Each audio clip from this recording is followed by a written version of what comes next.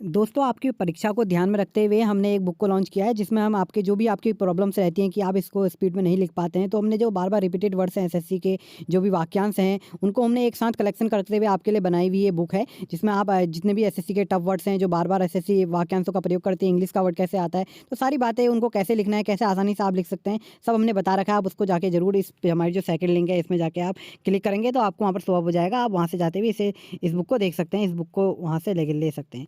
Nominal सा price रखा है, तो आप चाहें तो इस बुक को वहाँ से ले सकते हैं। Thank you so much.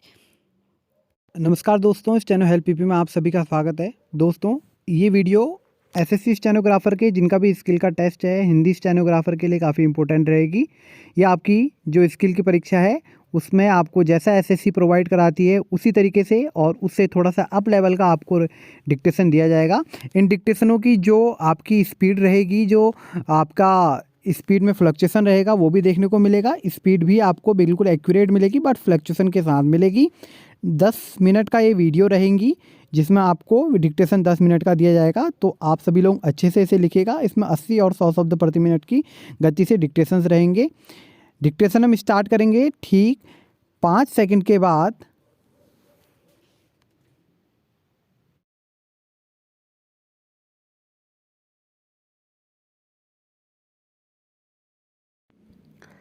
सभापति जी, भारतीय स्वाधीनता संग्राम के समय दो नारे हमारे देशवासियों को सुनने को मिले। एक लखनऊ से और दूसरा इंदौर से।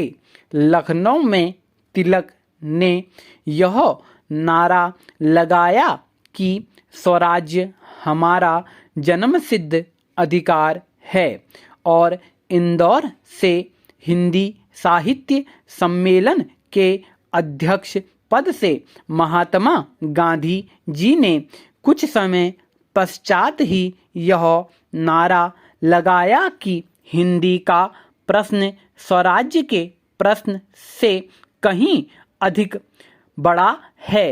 आगे चलकर ये दोनों नारे साथ साथ मिलकर चले और भारतीय स्वाधीनता संग्राम के दोनों ही अंश बन गए।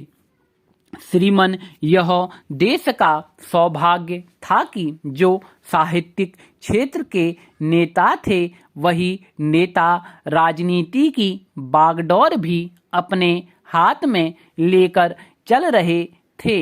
इसका सुपरिणाम यह हुआ कि जब देश स्वतंत्र हुआ और जब स्वतंत्र होने के पश्चात देश की राजभाषा बनाने का निर्णय होने लगा, तो उसी पृष्ठभूमि में हमने यह निश्चय किया कि स्वाधीन भारत के 15 वर्ष के पश्चात हिंदी राजभाषा घोषित की जाएगी। हिंदी साहित्य सम्मेलन को राष्ट्रीय महत्व की संस्था घोषित करते समय मुझे लगता है कि सरकार के सामने दो दृष्टि बिंदु थे।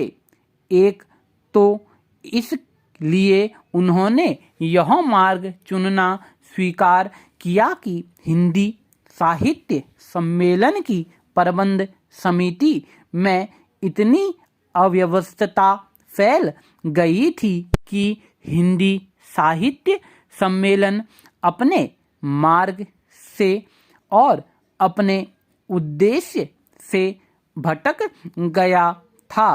पर्याप्त दिनों तक प्रतीक्षा की गई कि हिंदी साहित्य सम्मेलन के कार्यकर्ता कुछ सावधानी और समझदारी से काम लेंगे, लेकिन जब वे ऐसा नहीं कर पाए तो विवश होकर सरकार को इस प्रकार की व्यवस्था करनी पड़ी।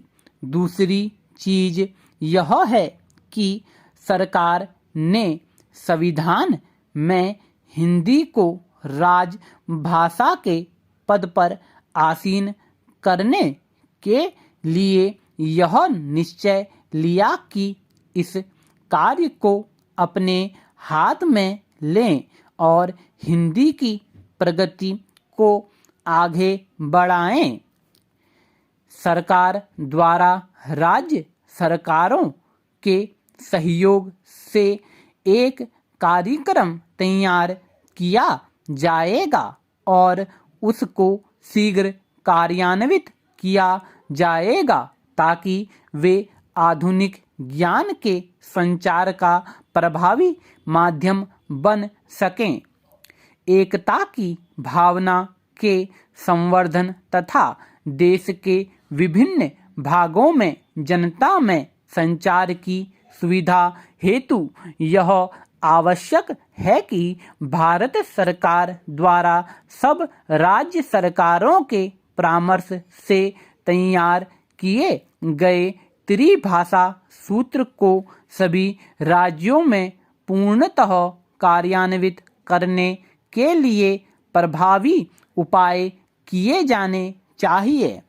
यह सभा संकल्प करती है कि हिंदी भाषी क्षेत्रों में हिंदी तथा अंग्रेजी के अतिरिक्त एक और भारतीय भाषा के दक्षिण भारत की भाषाओं में से किसी एक को तरजीह देते हुए और हिंदी भाषी क्षेत्रों में प्रादेशिक भाषाओं एवं अंग्रेजी के साथ साथ हिंदी के अध्ययन के लिए उस सूत्र के अनुसार प्रबंध किया जाना चाहिए।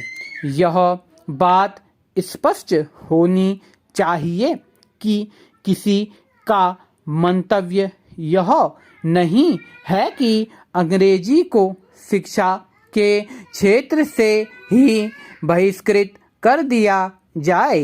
अपेक्षा तो इस बात की है कि हमारे कार्यों के लिए अंग्रेजी के प्रयोग की अनिवार्यता न रह जाए। उपयोग की दृष्टि से भी अंग्रेजी वैकल्पिक रूप में पढ़ी जाती रहेगी।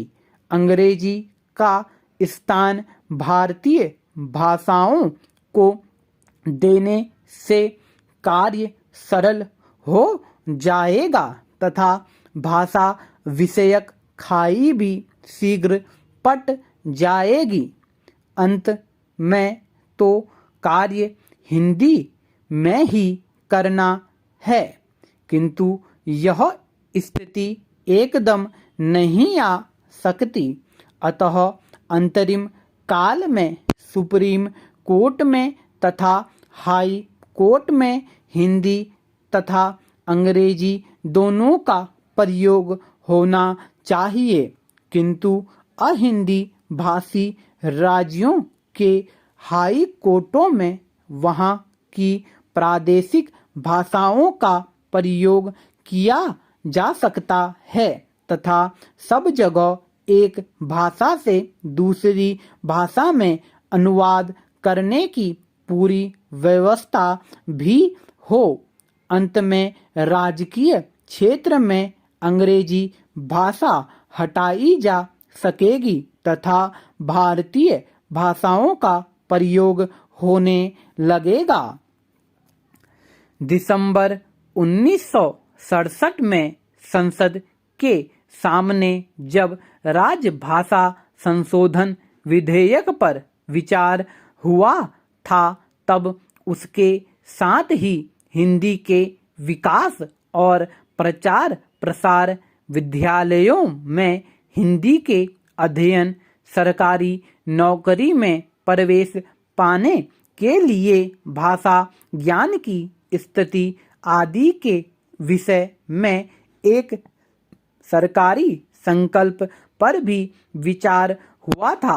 विधेयक के साथ साथ यह संकल्प जिस रूप में राज्यसभा तथा लोकसभा द्वारा पारित हुआ उससे सरकारी नीति की अधिकृत जानकारी हम सबको मिलती है और हिंदी के राज काज में प्रयोग के बारे में स्थिति स्पष्ट हो जाती है।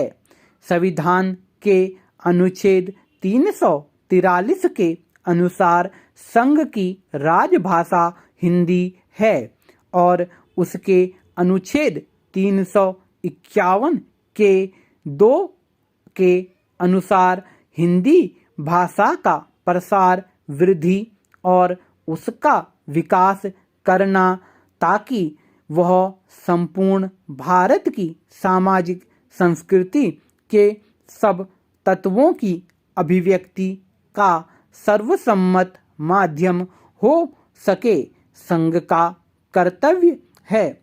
यह सभा संकल्प करती है कि हिंदी भाषा के प्रसार एवं विकास की गति बढ़ाने हेतु तथा संघ के विभिन्न राजकीय प्रयोजनों के लिए उत्तरोत्तर इसके प्रयोग हेतु भारत सरकार द्वारा एक अधिक गहन एवं व्यापक कार्यक्रम तैयार किया जाएगा और उसे कार्यान्वित किया जाएगा और उसके लिए किए गए या किए जाने वाले उपायों की समीक्षा की जाएगी।